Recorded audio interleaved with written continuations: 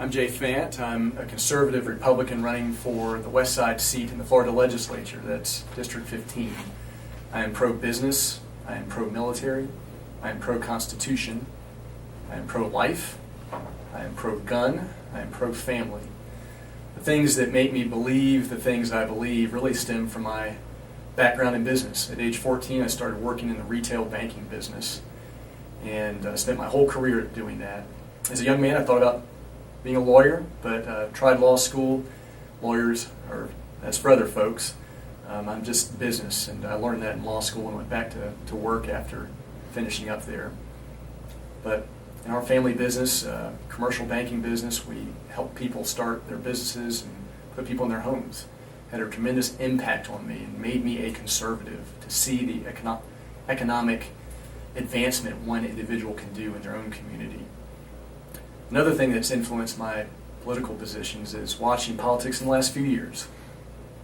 Became concerned about how the federal government botched the bank bailouts and put little small banks like ours out on the street and favored the big banks. Not very impressed with that, not very impressed with how the government's handled a lot of things in recent years. I enjoyed attending and speaking at some of the Tea Party rallies when they first started and became very sensitive to the fact that people do not feel listened to. In my campaign, I decided to focus on what people had to say. I've knocked on, personally, about 7,000 doors. People are not happy. People are angry. And it's time that our elected officials understood that if you spend too much time in Tallahassee and too much time in Washington, too much time only with the lobbyists, who I know have a job to do, they're going to miss hearing what people have to say. So my campaign's about the people, and when I get to Tallahassee, it's going to be about the people. That makes me the kind of conservative I am, and one in which I hope will resonate on the west side of Jacksonville.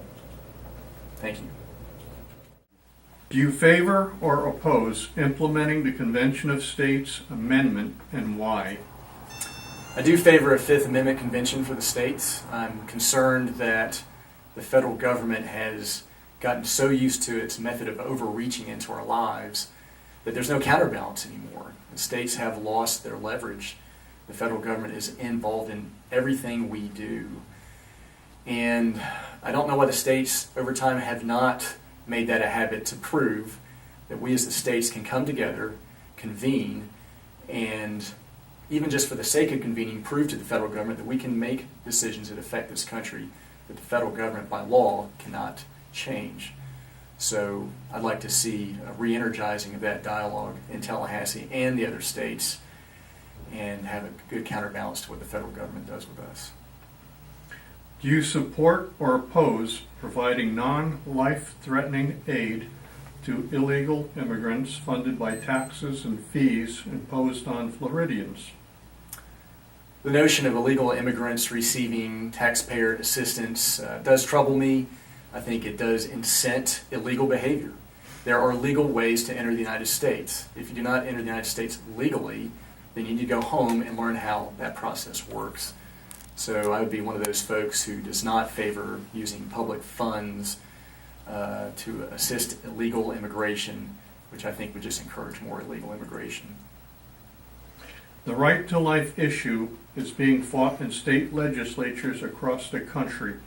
What is your position on this issue? I'm a right to life candidate. I'm in favor of the things that encourage life.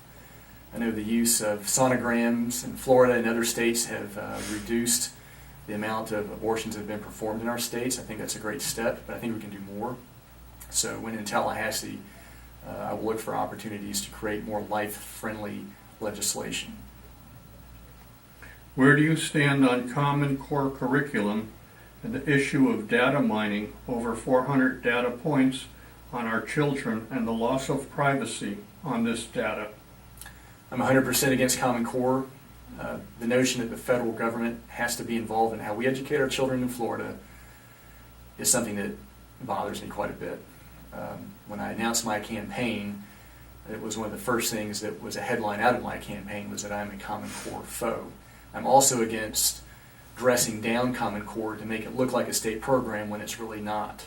So we need to be vigilant against these education programs that still look toward too much federal help, involvement, and funding that tie our hands and educate our children in ways we would not want that.